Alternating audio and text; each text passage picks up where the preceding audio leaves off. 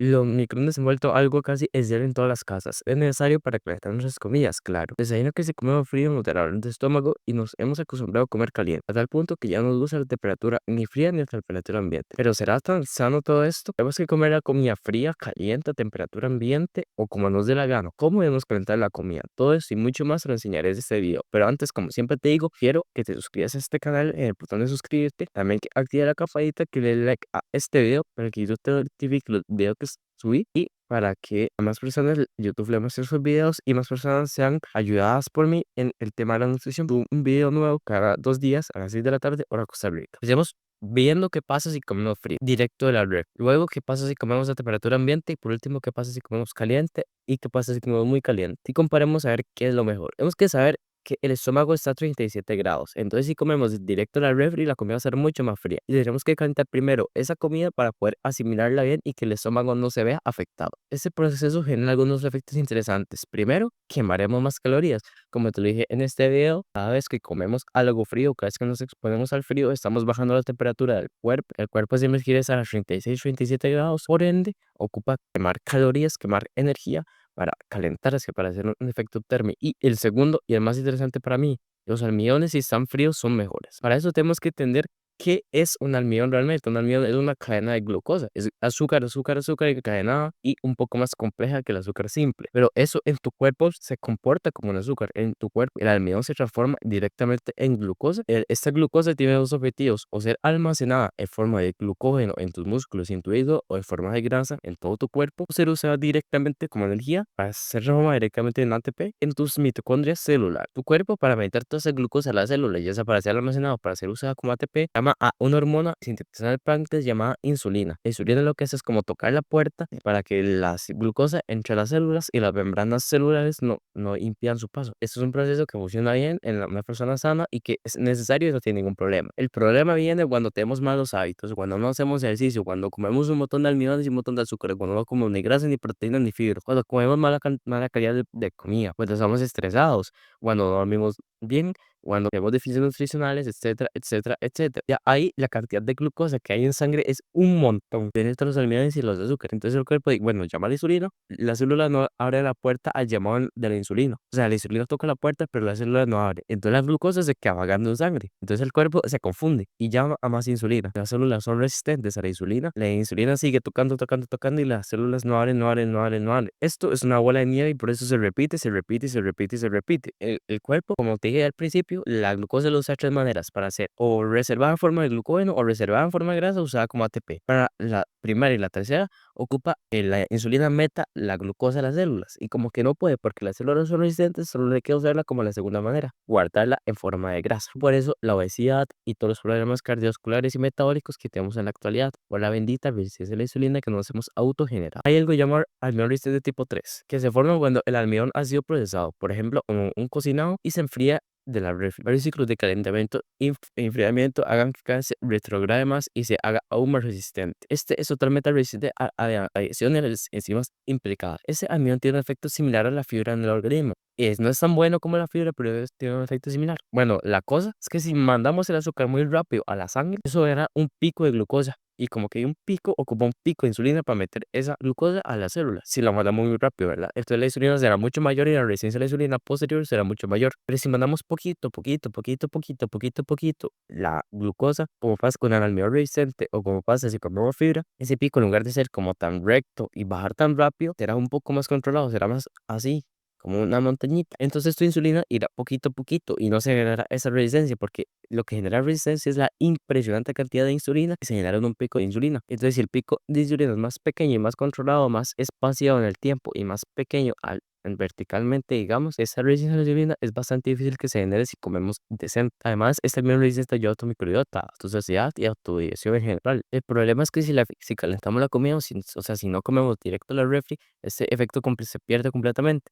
Tenemos que volver a enfriar la comida para que se vuelva a hacer. Comer frío no tiene otros efectos interesantes hablando de la nutrición o la asimilación de nutrientes o la digestión. Por ende, vamos a ver las generalidades. Los fríos hacen que la digestión sea un poco más lenta y la absorción de nutrientes sea más lenta. Por eso tu cuerpo los los asimila mejor sin almacenarlos tanto, ya que si comemos frío, los nutrientes de esta comida se usarán más rápidamente y nos almacenarán para comerlos después. La comida que hemos comido frío está más tiempo en el estómago y tarda más en digerirse, por eso puede distendirlo un poco más, hacer que nos estamos más saciados. Pero espera un momento, comer frío también puede hacer que comamos más. ¿Por qué? Porque comer frío nos permite comer más rápido. Tu cuerpo, para activar lo que llama leptina, que es la hormona de la saciedad, tarda un tiempo, tarda unos 25, 20 minutos. Entonces si comemos muy rápido porque estamos comiendo frío, porque comer frío nos permite comer más rápido que comer caliente, el cuerpo no terminará de activar esa hormona y al terminar de haber comido sentimos hambre. Entonces empezamos a comer más, empezamos a empezar a tener problemas. Por eso hay que contar calorías y cuidar mucho eso. Aparte, esto hará que mastiquemos mal. Y como sabemos, la digestión empieza por la boca, entonces digeriremos mal la comida en general. Por eso mucha gente le cae mal comer frío, porque come tan rápido que mastica mal. Pero el problema no es el frío,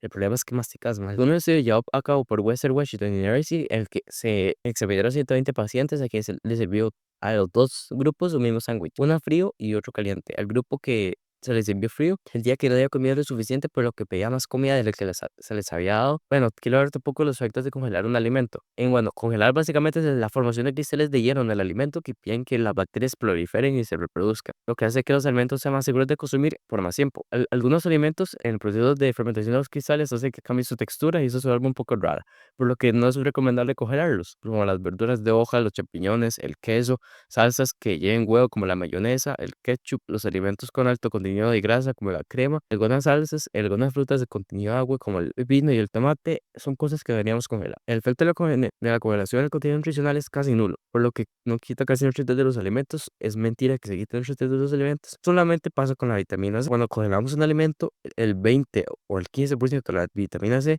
es congelada, básicamente también es eliminada y nos puede asimilar. Por ende, no me gusta comer mucho las frutas o los frutos secos en general o los vegetales, que son bastante altos en esta vitamina. Por eso es que mucha gente tiene deficiencia de vitamina C y es tan popular el suplemento de vitamina C. ¿Qué pasa si como a temperatura ambiente? Otra alternativa es comer a temperatura ambiente, dejar la comida un tiempo, digamos, sacarla del refri, darle media hora o al cocinarla, dejarlo unos 15 minutos para que no esté tan caliente. Bueno, dejar los alimentos sobre la encimera es un riesgo porque a partir de los 15 minutos ya son potencialmente contaminables por bacterias. Esas bacterias no se han demostrado que sean benéficas, por lo contrario se ha demostrado que son malas. O sea, que esas bacterias no ayudan a tu microbiota, no es como un fermento, no es lo mismo, no es lo mismo una bacteria que se haga por un alimento que sea malo o podrido que un fermento, digamos. El límite para dejar los alimentos cocinados afuera o sacados de la refri afuera son 2 horas. Bacterias peligrosas como el estafilococo aurero pueden producirse de 1 a 4 horas de que un alimento esté ahí con el aire. Te pueden causar cosas como gastroenteritis en cuestión de media hora o 4 horas y es más común en la carne. Las aves de corral, los huevos, ensaladas a base de mayonesa y productos de la aprenden no combina comer los alimentos de temperatura ambiente en lo digestivo y lo nutricional es prácticamente igual que un alimento caliente. Si es un anillo iridiscente, algunos de estos se mantienen, otros se pierden. Todo depende del clima. Si está muy caliente, se perderá más. Si está muy frío, se mantendrá más. Come o de la refri o caliente, pero proteína no. Bueno, ya éramos a ver cómo sería comer con temperatura caliente, pero primero veamos que las consecuencias de usar un microondas. ¿Por qué? Porque el microondas es el método de calentar más fácil y más común actualmente. Algunas veces personas creen que ese proceso puede ser peligroso. La OMS asegura que utilizar correctamente los microondas son seguros y no causan daños a la salud. Ojo, correctamente. Los microondas no convierten los alimentos en reactivos. Va a haber una pérdida de vitaminas en algunos casos, pero esta pérdida de vitaminas es inclusive menor a otros métodos de cocción como era hervir o freír. Igual en cualquier método de cocción se pierden vitaminas y minerales. La American Cancer Society afirma que el uso de microondas no da cáncer si se usa normalmente, si usas el microondas 20 veces al día, ahí sí es otra cosa, pero si lo usas 3 veces al día, porque 3 veces no hay problema. Entonces, para tu alimento no representa muchos problemas, pero el problema viene para el alrededor, digamos, para lo que está alrededor. Se ha mostrado que el microondas emite dos ondas radioactivas hacia afuera, no hacia adentro, ahora no molesta el alimento, pero hacia afuera sí puede afectarnos. El radio es unos 50 metros alrededor del microondas, para arriba, para abajo y para los lados. Entonces, si tu casa no es muy grande, prácticamente cualquier rincón de la misma estaría siendo afectado por la radiación. Y esa radiación, digamos, no es que puerta de microondas y cuatro paredes y con la puerta cerrada, esa radiación no te afecta, también te afecta porque es como el aire, también pasa por las paredes. Si estás en un microondas, aléjate lo máximo posible de él Pues si tu casa es grande, puedes irte al rincón más alejado a la cocina y ahí tal vez estarás un poco más seguro que estar pegado. No necesitas estar viendo como tu comida a vueltas en un microondas. Y también es interesante dónde ponemos la comida al calentar. No podemos calentar en metal porque eso puede dar chispas y se puede incendiar. Eso pasa principalmente con el aluminio. También otra cosa, no podemos calentar cuando estamos usando plásticos. Los recipientes plásticos no son ni para comer ni para beber. Pero cuando calentas es más peligroso. ¿Por qué? Porque la radiación de microondas puede hacer que partículas contaminantes de los plásticos como el BPA, disruptores endocrinos, etcétera, se pasen más fácil al alimento, que se salgan del recipiente y se pasen al alimento más fácilmente y te contamina más. Entonces, si ya estabas contaminando porque ya estabas comiendo en plástico, imagínate si estabas calentando en plástico. Evidentemente, la comida caliente no solo se calienta en microondas, también podemos calentar la comida en la misma cocina, en el mismo disco donde cocinamos o en el horno. Bueno, si calentas en el horno, es un efecto similar al microondas, un poquito menos perjudicial.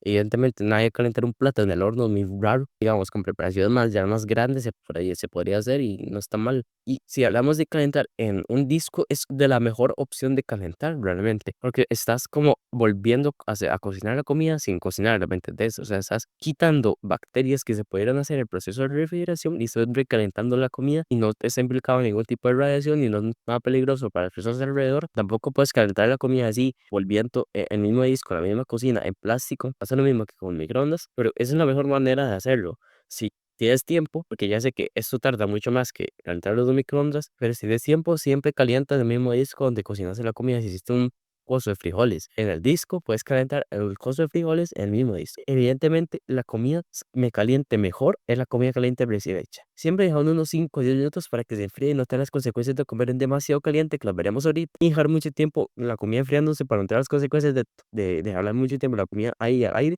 Esos 5 o 10 minutos no serán bacterias y la comida no estará tan caliente que nos puede afectar. Entonces, sí, siempre intenta comer la comida recién hecha y si no, caliéntala en la misma cosa donde la hiciste.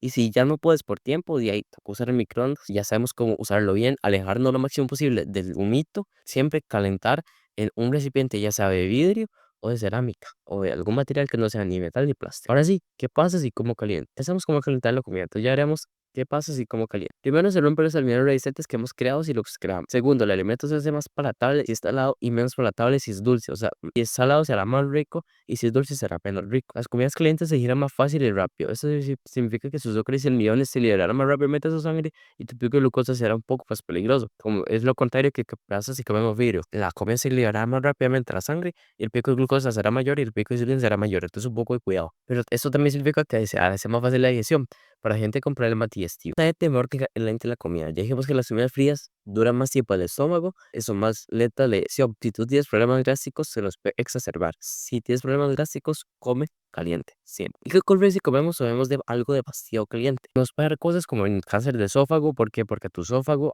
el tubito que tenemos de la boca al estómago, no le gusta la comida muy caliente. Sus células se pueden irritar. Además, daña la mucosa de la membrana de nuestra boca mediante quemaduras. Puede generar una gastritis, desencadenar inflamaciones, enrojecimiento, alteraciones de las papilas gustativas, perdiendo así el gusto y la sensación de la comida o la bebida por algún tiempo. Por ende, en lugar de calentar las comidas, mejor solo quitémosle el frío y dejémosla un poquito más caliente que la temperatura ambiente. No calentemos una comida tanto tiempo, por favor, es otra cosa. Si vas a calentar en microondas, no calentes por mucho tiempo, solo quítale el frío. Digamos, le quitas el frío. Ves que la temperatura está a temperatura ambiente y le pones 5 a 10 segundos más, no más. Entonces, si la comida dura muy fría a temperatura ambiente 30 segundos, ponelo 40 segundos, no lo pongas un minuto, porque si lo comes muy caliente, aunque sea un poquito caliente, igual le puede afectar a tu esófago, a tu boca y a tu estómago. Entonces, ¿a qué temperatura como? Si un alimento tiene bastantes almidones, como una fruta, un vegetal, un cereal, alguna legumbre, algún tubérculo, alguna harina, cómelo siempre frío de la refri. ¿Para qué? Para aprovechar su almidón resistente. Es una carne y una grasa y no tiene tantos almidones, perfectamente puedes comerlo caliente o frío. Sinceramente, como te dé un poco más la gana, si tienes problemas digestivos, siempre caliente, aunque sean y carbohidratos, yo prefiero solventar ese problema digestivo y después, ya cuando ya estés sano, aprovechar los almidones resistentes. Pero bueno, si es una carne muerta, una grasa, cómelo como te dé la gana. Si quieres saciarte, cómelo frío. Eso sí, tienes que contar las calorías para no pasarte. Y si crees que tu digestión sea rápida, porque digamos, estás en la noche y vas a dormir, en 2 horas, muy caliente para que la edición sea lo más rápido posible. Eso sí, no coma ni muy caliente ni a temperatura ambiente. En conclusión, veamos la importancia de comer a una temperatura correcta para favorecer la edición y la asimilación de nutrientes o para convertir un almidón en almidón resistente. Además, tenemos que cuidar cómo manejamos y cocinamos el alimento para disminuir las posibilidades de contraer alguna enfermedad por bacterias. Muchas gracias.